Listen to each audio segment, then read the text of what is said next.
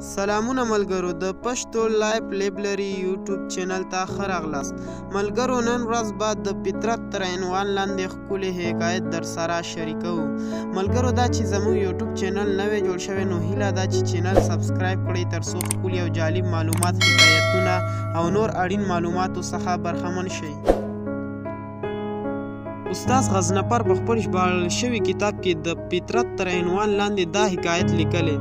دوه راهبان د ویالې په غاړه ناست وو. کاسې یې وینځلې، په دې منځ کې یو لړم ولید چې اوبو ته لوېدلی او ډوبېږي. دا یو راهب لاس ور وغځاوه، لړم یې راوویست.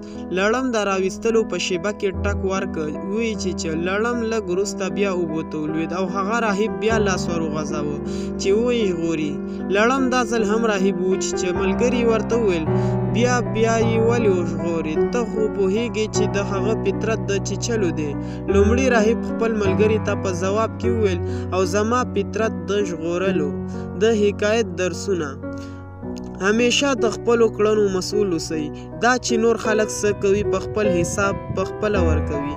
د انسان په حیث له نورو سره مرسته، ښه کول او د نورو ژغورل باید ستاسو د ژوند تګلاره وي. د بدیو ځواب په بدو مه ورکوئ. که داسې وکړئ ستاسو او د مقابل لوري هیڅ توپیر نه پاتې کیږي.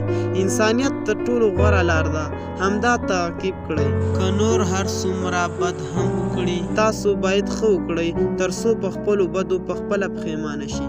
تل ښه کوئ، کیدای شي نور ډیر خلک ستاسو له امله نیکې لارې ته برابر شي. ګرانو دوستانو، که ویډیو مو خوښه شوې وي نو ضرور یو لایک ورکړئ او چینل سبسکرایب کړئ. تر بلې ویډیو مو د لوی الله په امان.